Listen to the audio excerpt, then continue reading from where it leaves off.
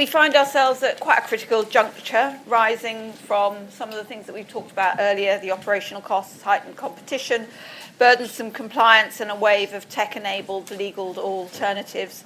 And many argue that consolidation, a combination of mergers, acquisitions, management buyouts, EOTs, or alternative business models, is the only viable path for sustainability in the SME legal market. But as we know, consolidation brings its own trials and tribulations, dilution of culture, loss of client intimacy, and partner misalignment. Equally, SMEs can choose succession planning, niche specializations, strategic alliances, or tech enhancement to enhance independence into the future. Today, we'll explore many of these options in depth with my expert and quite diverse panel. So let's dive straight in with a key driver of investment and exit strategies, the vexing question of succession, clearly a major issue in law firms.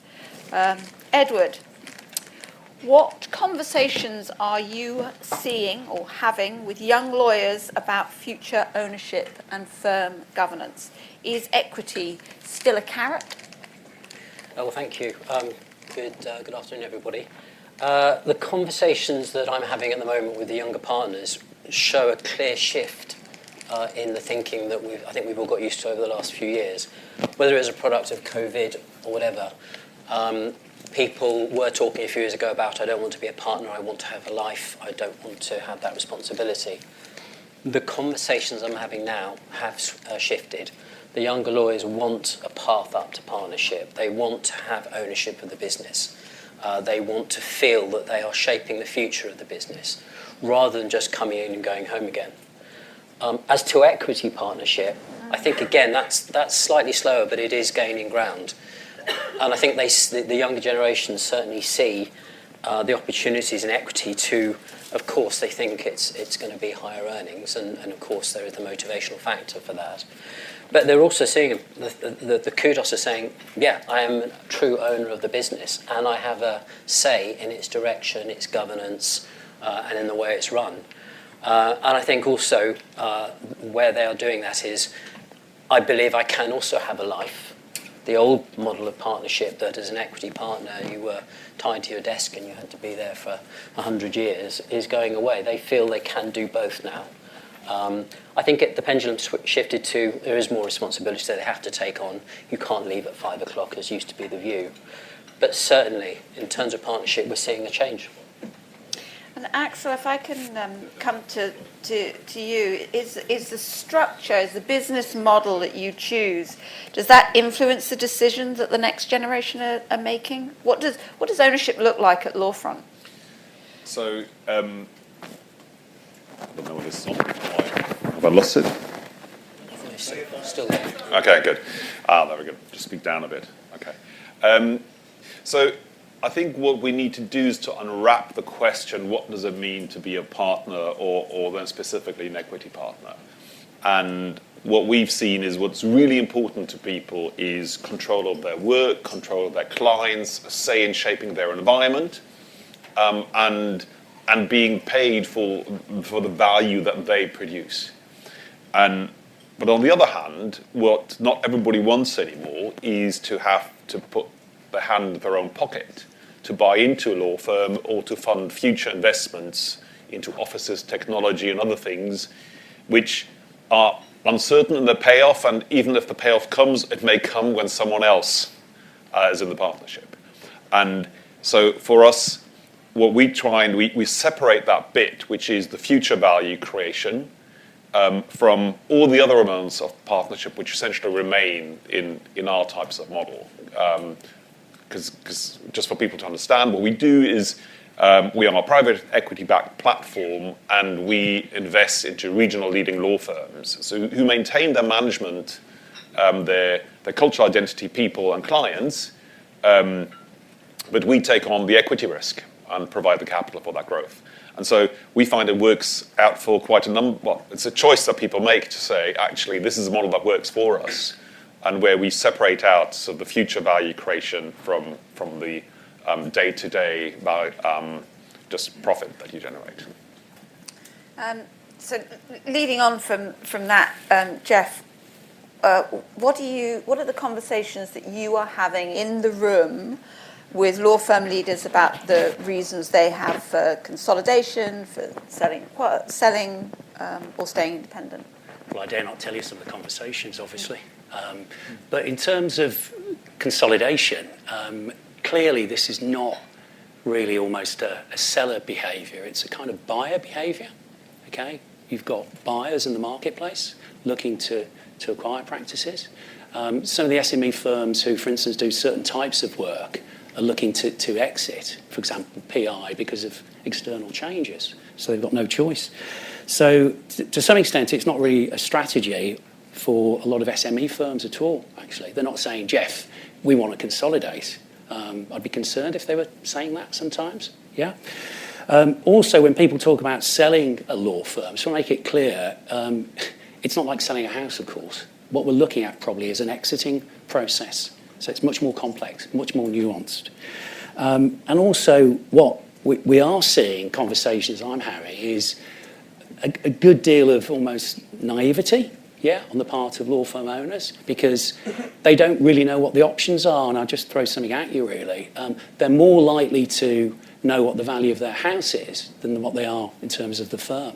So that can obviously affect how they see things. So you've got almost different options available. Some firms are looking at minority stakes, investors coming in, giving them a minority stake, joining forces with other firms, etc. So, and the last thing I just want to mention is what I see in the boutique law market. It's what I've described as a boutique law firm paradox. And this is kind of positive in a sense, because a lot of these firms are actually shunning any type of investment. Okay, they've left big law, they've done, well for themselves, and the last thing they want to do is actually be part of a bigger entity. Okay, so those are the kind of dynamics, really. Thank you. So the other thing I wanted to touch on this debate is technology and the cost of staying in the technology race to support increased compliance and operational efficiency and client experience. Costs are rising, and who's going to pay for it? So, Kirsten, where is technology reducing barriers for SME firms, and where is it creating pressure to join larger networks? Yeah, I think it's good to frame it that way in terms of barriers and pressures and what opportunities are posed by tech. I think that there's tech and tech, isn't there? And if we focus specifically on generative AI, it's really quite distinct from the sorts of technology that lawyers are used to using.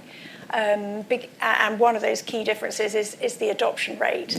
And we've all got different surveys about usage. We published one very recently on the future of professions, which shows an enormous increase in adoption in lawyers, in small firms to large firms and their clients. And the reason for that is generative AI is not a single thing. It does very many different things for very many different tasks, and you can apply it to do almost anything from asking a research question in natural language to pointing it at a load of unstructured data and being able to generate a timeline of events or do some contract analysis. And so inevitably that level of adoption is going to generate opportunities to scale, to deliver new and different sorts of services. But of course, what we're seeing now is most law firms are in a sort of experiential phase, if you like, and those changes are not finding their way through to the market. We're not seeing reductions in fees, and we're starting to see the delivery of new service lines, but it's still quite early for it to have that transformational impact on the services that ultimately clients are receiving. So I think the pressures are to come in lots of ways, and those pressures will not be evenly distributed. Some service lines are obviously more amenable to change and disruption than others. And I think that the big challenge is staying abreast of all of this, because we're seeing new use cases announced every day, new capabilities. And so I think that's where the pressure is coming, staying abreast of all of that, resourcing, the change management that comes with implementing a solution when you find one that's right for you. But I think there will be firms that feel those pressures sooner and others later. But I think the status quo in the medium term across the board is probably not going to. We're not going to see that status quo. There will be change, I think, even if it comes in different phases. We had a prep call for this panel, obviously, and this was a question that we debated far and wide. So I wanted to pick up on one of the questions, first of all to Edward and then to Axel. So Edward, initially for you, has Druces and its determination to remain an independent firm changed its view on technology and what practically speaking you can achieve and what is desirable? I think I'd be lying if I didn't say that a few years ago Druces was like a lot of firms where we thought cutting edge was a good PMS and some dashboards, and we thought, wow, that's great. I think over the last couple of years, what we've done is actually initially take a step back and say, okay, we need to embrace technology in a more strategic way, but not for the sake of it. So start off, what is our strategy, what do we want to achieve? And then we did a sort of positional analysis and thought, how do we use technology to do two key things? Enhance our client experience and obviously to make our lives easier when we're doing the work. With that, and I think it goes back to what I was saying about ownership a minute ago, we created effectively an innovation group, and we put out the request to the whole firm, do you want to be a part of it? And we were overwhelmed by people who wanted to be a part of it. They wanted to help shape the technology going forwards. But it was part of that, I want to feel I'm part of where we're going and going forwards. So in the last couple of years, we have changed what we've done. We put a hold on looking for another practice management system. We decided we needed to take a much wider view and a long-term view of it. And we focused instead on the steps that we need to take towards the sort of environment that we've been talking about. So, for example, we had to make sure we had the clear definitions in our mind. There is still a big lack of understanding, I think, across a lot of, certainly the colleagues I talk to in other firms, what truly AI can do. So we started with the thing of saying, actually, let's not jump into AI, let's look at what we're doing. How can we do what we do better? And in fact, the innovation group came up with a number of things, including some that didn't have anything to do with technology at all. So it was that improvement process. The other thing was we had to realise and manage the expectation gap with clients. They think AI is we're going to do everything half the price, twice as fast, and at midnight when they want us. We had to make sure we listened to our clients. So we talked to a lot of clients saying, what do you think it can do for you? What can we do? So I think the summary answer is we've completely overhauled how we see technology. And yes, we've looked at generative AI. We actually use an AI model in capital markets work, but that was very carefully controlled, and that's the thing. The same as growth, we are controlling that rollout of technology rather than doing it for technology's sake and just trying to grab every new product that comes along. So Axel, as you know, at this point I'm going to hold your feet to the fire and I'm going to ask you what operational efficiencies, practical efficiencies are actually being delivered through your model. So I think clearly, and I'm not going to go into the details of the technology, but just to say that's something that I've seen with the 6 larger hubs that have joined us. The challenge of taking your existing legacy operating model technology into a truly AI-ready state is massive, because it's not £30 a month for Copilot that we're talking about, right? That's easy, but actually getting to a cloud-based PMS with all your documents in a way that you're allowed to use them, that an AI engine can access and isn't blocked by your DMS provider, knowledge accessed into it, documented workflows with tools that are right for that specific delivery model. That takes not just subscription fees, it takes dedicated technology teams, etc., which we've just found firms of 10, 20, 30 million turnover that we talk to aren't able, or certainly the equity partners aren't willing to put that money on the table. And that's kind of one of the things that drives them to say, around, actually, we can see that you're providing that, and we can be part of developing it, and therefore shape that to bring in. So that's one of the very, very practical things on the technology side. But what we do goes far beyond that. Some things are simple procurement efforts. Frankly, with a good risk team that operates across 130 million pounds of revenue, your PII costs are half. That's quite nice for everybody.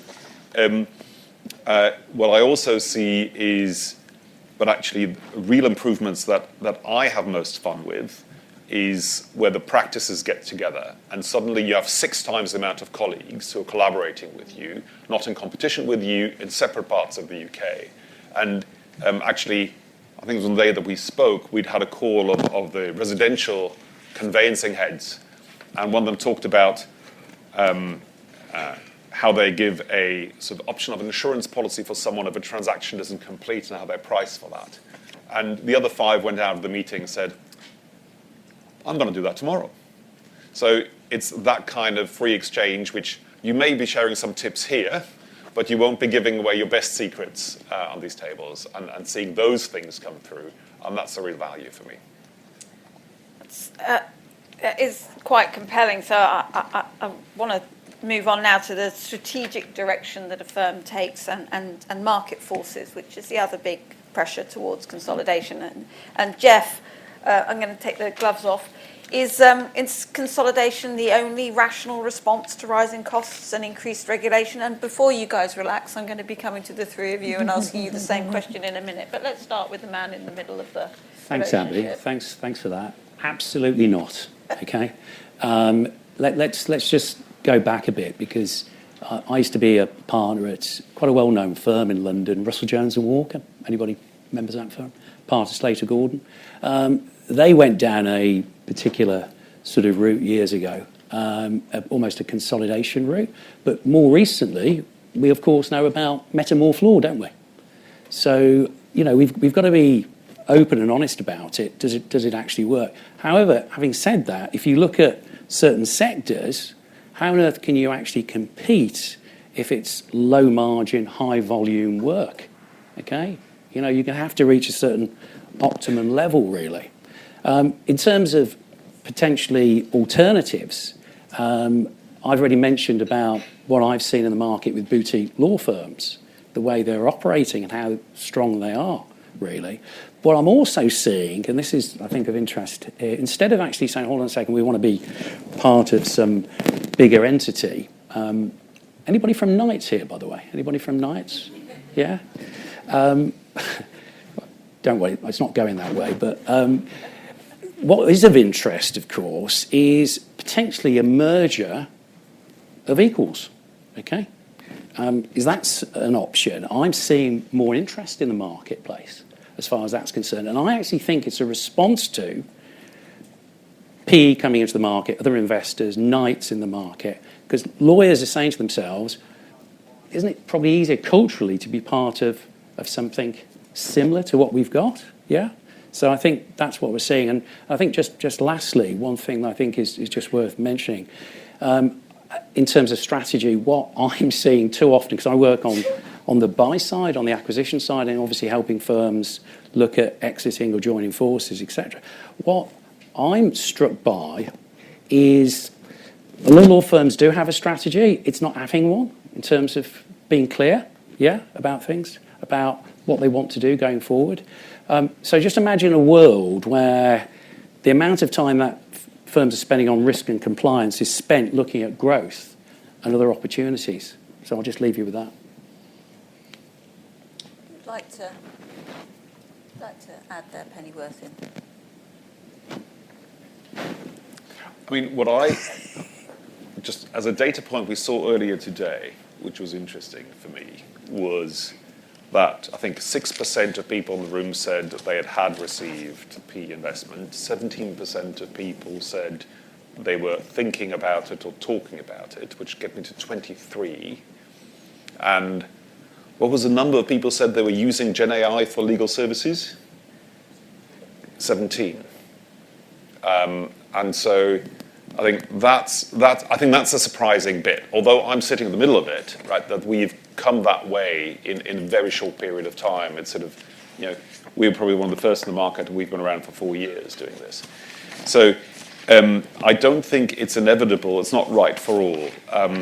My background before I started doing law firm management for 20 years was as a strategy consultant, and you always thought about where does the value come from in what you do?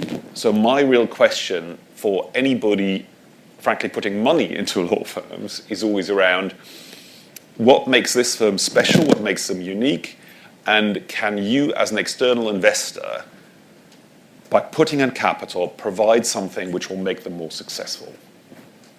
If you cannot answer that question, you're going to have some tough discussions with your LPs later down the line.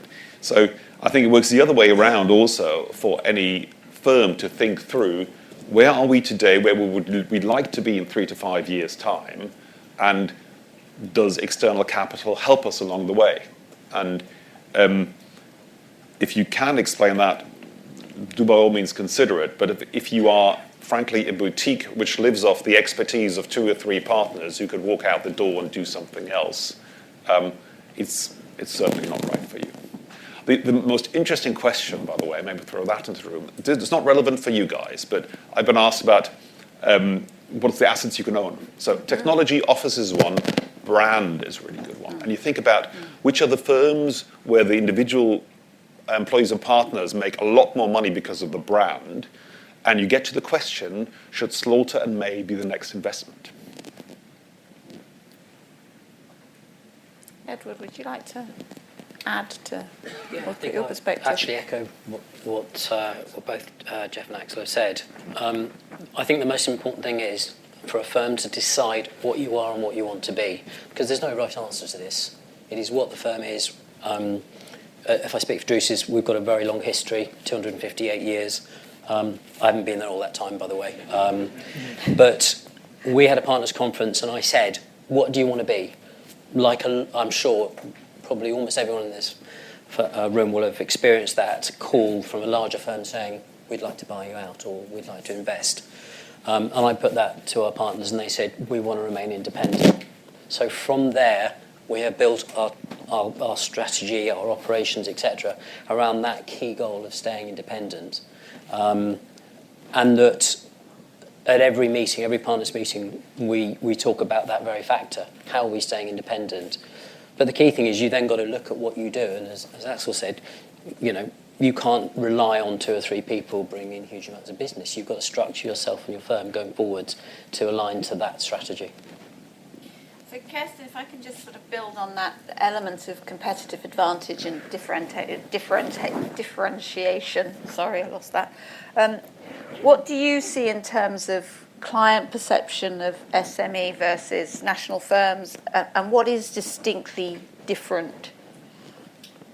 Yeah, it's an interesting question, and I was a lawyer for a long time, and a recipient of legal services as an in-house lawyer. So, but I do think what clients want is pretty much the same across the board. They want an effective service which solves their problem. They want it to be affordable, and they want it to be delivered in a timely manner. And I think that applies whether you're a consumer or whether you're a GC of a multinational. And yeah, I really like how Edward has characterised your approach to technology, because tech can help with all of those. It can help you deliver a more effective and efficient service, and it can help with responsiveness, but in different ways. And you need to be clear about where you're adding that, where it's augmenting and where it's detracting. But again, I do think that this Gen AI piece is a game changer, because we are seeing our clients use this technology to solve their legal problems. We're seeing litigants in person, help preparing for court using ChatGPT with obviously mixed results. But a few weeks ago, LPM hosted a conference, and we had a panel of GCs, and I was just so struck by one GC who said, every time his CEO asks him a legal question, that CEO taps it into their Gen AI tool and compares the answer he gets from his GC to that tool. And the GC's response to that was, I have to make sure that I am adding value on top of that answer because that's where my USP is. And I thought that was extremely telling, that even at that level that was they were feeling that pressure. So that law firms are going to need to engage with that and think. And I think Axel phrased it really well. Where is that USP? Where is that value? And how does this augment the delivery of that value to our clients? Act like a robot and be treated like a robot. So I get the impression, certainly from Jeff and Axel, that there's no one model that you believe is a standard approach that you would champion to the death. So I sort of have a question for everybody on the panel. And I want to make sure that I leave enough time for questions for the audience. So I'm going to actually, after this next little set of questions, open it up to the audience. We can carry on talking amongst ourselves, but it would be lovely. So get your thinking hats on now. So from each of your individual perspectives, Axel, how do you retain culture, values, and autonomy in a consolidated or a scaled model? For us, that's actually really key. And I love when Edward said you guys were 258 years old. One of my favorite hub firms, Slater Heelis, is 252 years old. And we're growing really fast. So we've gone from 7 million to 130 million in 4 years. And you can only do that if you actually maintain that cultural identity. And as I said, it's culture, it's the talent, and it's the clients. And we only work with firms who have really strong management in place and have been successful at managing that. Otherwise, we couldn't move at the speed that we're doing. So I can focus on the tech and the risk and those things. We're just very protective of keeping that strong management in place. We're very careful about building a culture where that Lawfront identity exists as something secondary. So it's your extended family, if you think that way. You have your close family, you have your extended family, and you have friends there and so on. But we actually look to amplify and support the existing cultures. I think otherwise you have a huge risk that people say, this is no longer the place I've been working for the last 20 and 30 years, and that would destroy the value in the sense that people have built up and that we're relying on. So, Edward, how do you persuade, and I think you may actually have asked me this question, so I'm asking you this question. How do you persuade someone with only 3 years left in the business to pursue a growth strategy? I think the answer to that lies in two parts. The first is, I would hope that, probably it's an obvious answer, but already you've involved them in the creation of that growth strategy. I think we all know that when you're going to do a strategy, you can't just stand there and say, this is what we're going to do. You've got to get the buy-in early from consultation, discussion, at all levels of the firm. So I think, first off, is that individual, I would hope, had been part of that so they feel they have an ownership. It's part of the shared values and culture of a business that, as I said, is so important to maintain throughout your history and going forwards. I should just say, my head of business development told me the other day, he said, I want to think of us as a 258-year-old startup, because I mentioned about sticking to it. You've got to be agile as well and constantly keep an eye on it. But if we go to the individual who's got 3 years out, I would just preface my answer by some research I read a couple of years ago, which is most law firm partners don't think about their retirement until 5 years to go. Now that's been changing. There's an industry growing up that is getting out there and making sure we start that early. So I would hope that discussion with the individual had been actually probably 5 years out. But the most important thing I think is to make sure that you know and understand your people. So with that individual, for example, with 3 years to go, what does that mean for them, 3 years? Is it a full stop retirement? Or is it they might want to change and do something else? And two examples I can give is our chairman, Roy Campbell, has been with us for 50 years. He's 74. He is going to be retiring at some point, although we don't push it because he's also a very important part of the firm. But we know what he wants. He wants a legacy. He wants to show that as his chairmanship and his time with Druces, he has delivered something that will go forwards. So we are working with him to be more ambassadorial over the next few years, so that as he winds towards retirement, he can feel he's achieved that. And I can say he's actually one of the best advocates for change in the firm. Another partner, slightly younger, in the 60s, we know from conversations with them, in fact, it's 4 years out, and they've got a couple of years to go, that they don't want a full stop. They just don't want to do the law anymore. They've done it for X many years.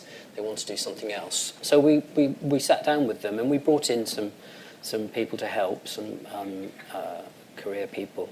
And it identified that they wanted to do NED roles. They'd been our executive committee. They felt they had a lot to offer.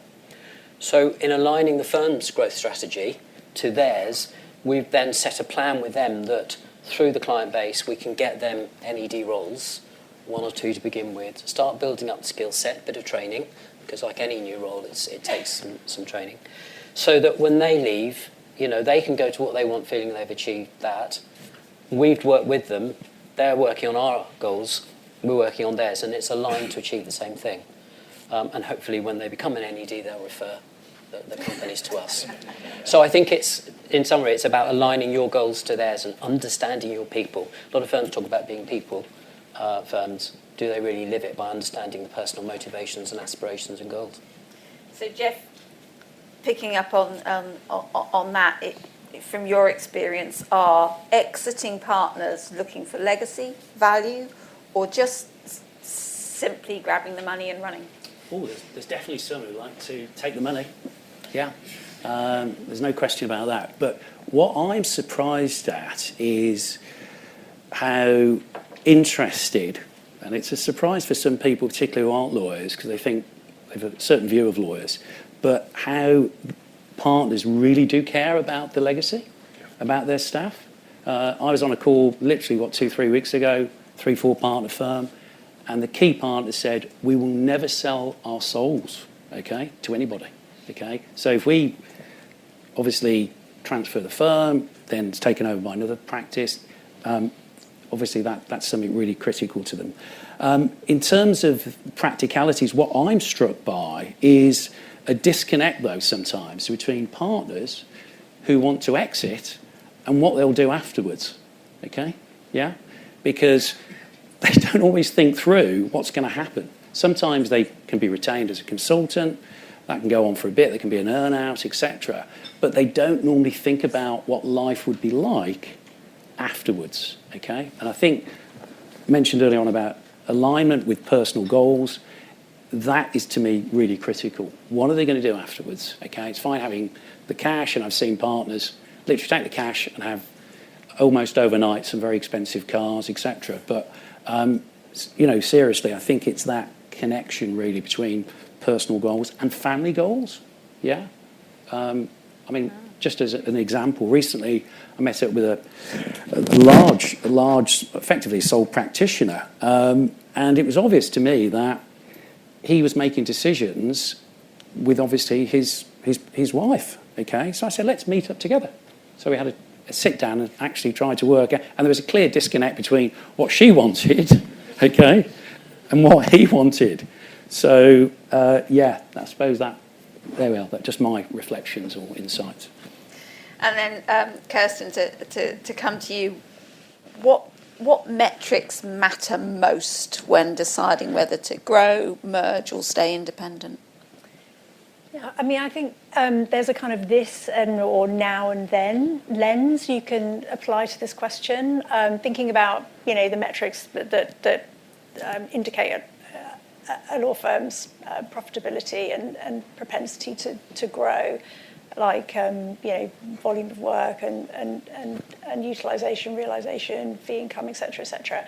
But I think Axel's point about do you have that operational capacity to grow is absolutely key, and you outlined some of the challenges around implementing process improvement, change management, tech, all of that. It's very, very significant, and we work with hundreds of law firms implementing tech, and we certainly see a pattern of those firms who have that resource to allocate, those evangelists in the firm, that leadership buy-in to that kind of change. So those factors really, really indicate the success of whether a firm will successfully grow independently or whether they might want to look at other options. But I do think you need to then layer over what we're seeing in the kind of near and longer term with technological change over those plans. And we published a report a couple of months ago, which is really interesting around the future of the law firm and seeing the wave of this kind of technological development. And it predicts, the productization of certain service lines, and many large law firms are heavily investing in productizing service lines. So I think, when you're looking at your growth plans, think about what does that mean? Does that alter that plan when you look at that kind of future? And I think, scenario planning around those futures is really worthwhile. What would happen if a firm opened next door or online with a big presence in your market that offered a completely digital end-to-end experience from client acquisition through to concluding that matter? Would that impact your plans? Is a good thought experiment. So I'd like to open the discussion up to the audience, please. We've got some guys with mics. If you could put your hand up if you'd like to ask some questions. Colin down here, start us off. Yeah, so Colin White from Autos Group. A question I think I'd like to direct to Axel. The slides earlier, I think you mentioned it yourself, there's a quarter of the people in this room are either currently talking to or considering private equity. And I imagine if the question had been a little different, there'd be a much bigger number in terms of talking to other firms or considering talking to other firms that are not private equity. And then layering on that, the recruitment and retention is the biggest concern for most firms. So when private equity comes in, and Knight's sort of investment again, we see some of the insecurities on the sell side work that we do of people going in, and one of those is what happens to our next layer, the people who would be the owners if we stayed independent, like the next tier, because Knights are very good at losing those people, and I don't know what you're doing, how it's affecting you. We hear about the promise of sort of sweet equity down the line, but there's no real framework around that in my experience from those I've spoken to. So what's your strategy for retaining that next tier of talent that would otherwise be the next owners? Thank you. It's a really good question, and it's actually really important because to some degree the equity partners, if they're in their 50s and they've just made a lot of money through the earn-out and in their mid to late 50s, then maybe they don't stay that long anymore, right? So it's really that next generation that is key to us. And what we've seen is in some of the firms where we've gone through the entire cycle is that group has just really stepped up. They've taken over leadership of the firm. They've taken over control. So those things about partnership we talked about, where you're vested in the organisation, that's really worked out for them.